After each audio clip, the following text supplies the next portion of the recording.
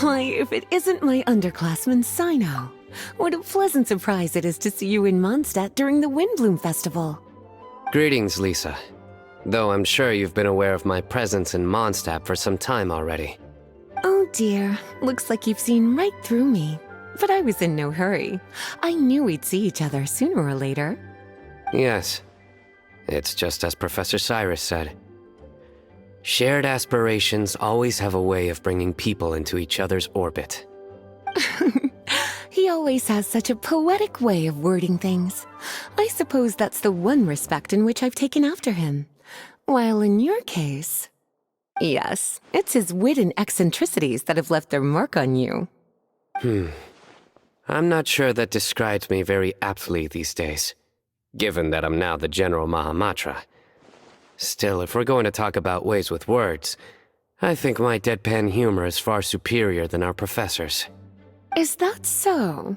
Strange. I heard that you're just Cyno the Adventurer when you're in Mondstadt. You make a good point. What do you think of Mondstadt during this time of year? It's quite nice, isn't it? Yes, it's very nice. I think I'm starting to understand your reasons for leaving the academia. I've always prided myself on making wise decisions, and that was certainly one of them. If our professor had been as sensible as you, he would have had a much easier time in his working life. Being stubborn doesn't help anybody. Well, if even you feel comfortable criticizing him now that he's retired, it really goes to show how much he's changed.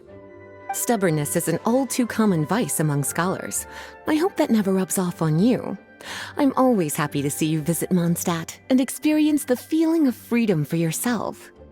I heard the latest news about Kale, too. No doubt the traumas of her childhood will persist for a while to come. But I have to say, she appears to be doing quite better this time than on previous visits. I suppose you're something of a mentor to her, aren't you? Now that I think about it, the two of you aren't so dissimilar. The power of Hermanubis once brought you great suffering. That's all in the past now. Besides, Professor thankfully didn't treat me like a test subject for the priest's power like the higher-ups had hoped, even though I was a desert dweller. Instead, he gave me the tools I needed to lead the life I have today. He adopted me, educated me, taught me how to fit into society. I am very grateful to him. You are very gifted, and sometimes that can become its own curse. But he has reason to be grateful to you too.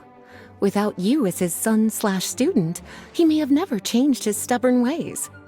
As a fellow student of his, I couldn't be happier for the two of you. Well, look at how quickly this developed from small talk to a deep and serious conversation. That's one thing I do miss about my academia days.